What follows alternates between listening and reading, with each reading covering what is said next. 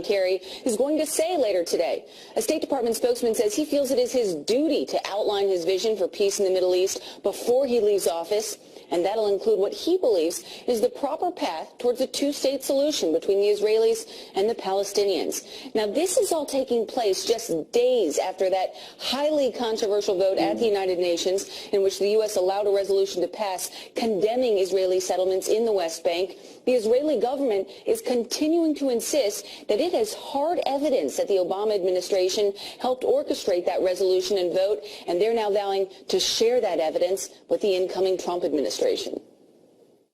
We know that there was a deep collusion between the Obama administration and the Palestinians in order to push this United Nations Security Council resolution forward.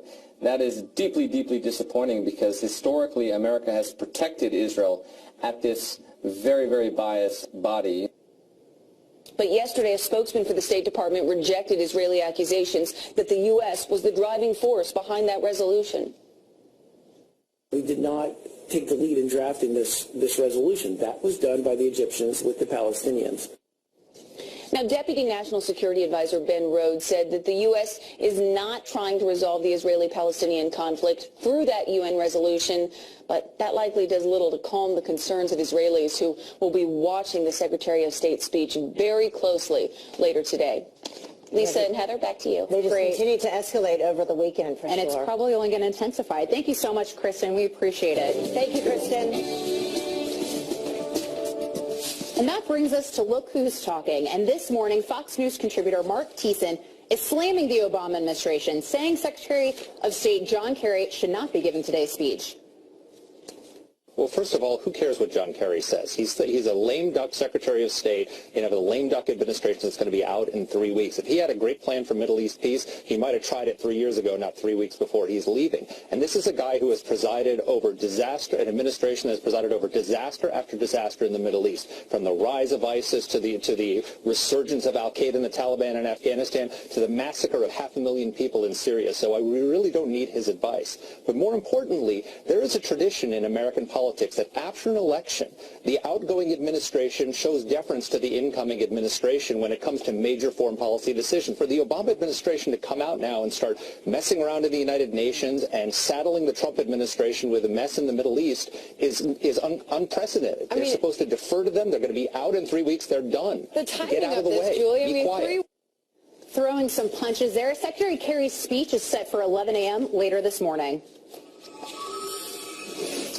Well, the Obama administration could soon be announcing a series of punishments against Russia over its alleged interference in the 2016 presidential election. Citing U.S. officials, the New York Times reports the Obama administration is working to revise a 2015 executive order which gives the president authority to respond to cyber attacks from overseas. But the original mandate does not cover interference in the U.S. electoral system, and the clock is now ticking for the president to establish that authority. Well, the president-elect firing back at President Obama for saying that he could have won a third term if he wanted to. I'm confident that if I had run again and articulated it, I think I could have mobilized a majority of the American people to rally behind it. But Mr. Trump says the lame duck Democrat would not have stood a chance since he failed to help Hillary Clinton. Tweeting, quote, President Obama campaigned hard and personally in the very important swing states and lost. The voters wanted to make America great again. Well, this coming as President-elect names Tom Bossert as assistant to the president for Homeland Security and Counterterrorism, and longtime attorney Jason Greenblatt as special representative for international negotiations.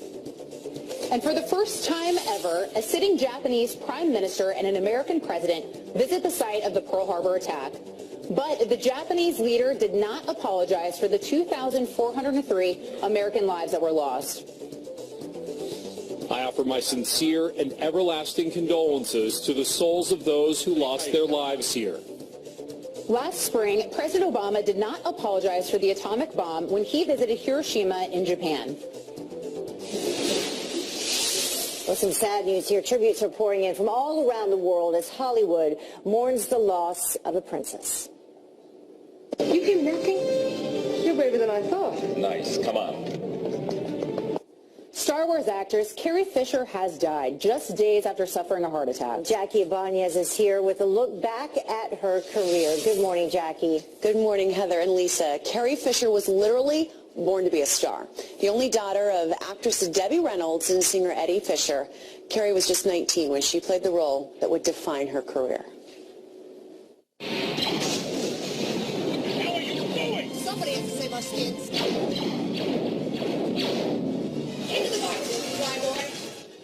Fisher became a pop culture icon as Princess Leia. She reprised the role in 4 more films, most recently in last year's The Force Awakens. I can't believe I was so foolish to think I could find Luke and bring him home. Leia. Don't do that. Do what? Anything. Now off-screen, Fisher battled drug addiction and bipolar disorder. She opened up about her struggles in her semi-autobiography, Postcards from the Edge, which was made into a movie starring Meryl Streep. Fisher would play dozens of roles over her 4-decade career, including parts in When Harry Met Sally and The Blues Brothers. But for most people, she will always be Princess Leia. She had just finished filming the latest Star Wars movie and was returning home when she collapsed on a plane and stopped breathing just 2 days ago. She was in stable condition at a hospital, but multiple reports say she never actually regained consciousness. Harrison Ford, her love interest on and off the screen, said she's one of a kind, calling her, quote, funny and emotionally fearless. She lived her life bravely. Mark Hamill, who played Luke Skywalker, said she played such a crucial role in my professional and personal life, and both would have been far emptier without her. And director George Lucas says she was our great and powerful princess, feisty, wise, and full of hope. Carrie Fisher was 60 years old. Heather and Lisa, back to you. So sad. She was just 60 years old. Yeah, way too young. Thank you, Jackie. Thank you, Jackie. Well, now to a Fox News alert. 2 strong earthquakes rattling 2 states overnight. A 5.8 magnitude quake was reported near the border of Nevada and California. A second quake happened just minutes later. Now, they could be felt as far away as Sacramento and Carson City. So far, there are no reports of major damage or injuries. A winter wall strengthening as it heads east. Thousands still without power across the Great Plains as they dig out from a Christmas Day snowstorm. The system now moving across the Great Lakes towards New England. 50-mile-per-hour winds leaving a trail of destruction near Boston. You can see this tree has completely crushed a home there right in the middle. Oh, man. And a winter storm watch is in effect that could ruin your New Year's Eve plans. You want to listen up here. No. And Fox News senior meteorologist Janice Dean is here tracking with what we need to know. Janice, I was flying home from North Carolina yesterday and was delayed because of those winds, strong winds at Newark Airport. Yeah, so that storm thankfully has departed. This next storm is going to be a problem tomorrow and Friday. I think by New Year's Eve we're going to be okay. Look at the temperatures right now, 21 in Minneapolis, 38 in New York. Remember this time yesterday it was like 20 degrees warmer than that. So this storm that you were talking about, Heather, is exiting the coast. We are now watching a storm across the Great Lakes that's going to transfer energy to a coastal low that is going to develop tomorrow and into Friday. So here it is, 9 a.m. Thursday, starting to get into New York, New Jersey, Baltimore, Delmarva here, mainly a rain event. The snow is going to be across interior sections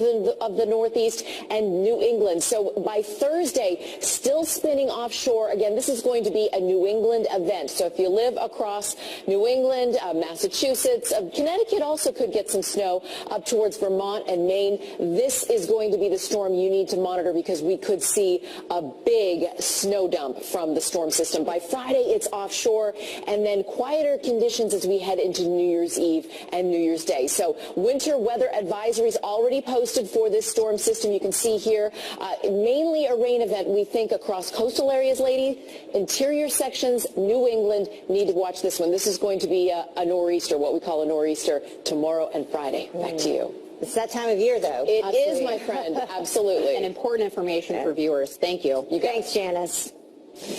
Well, did you hear about this? Malls across the country, they are ramping up security as police say that there's no evidence to link a rash of massive Christmas Day brawls.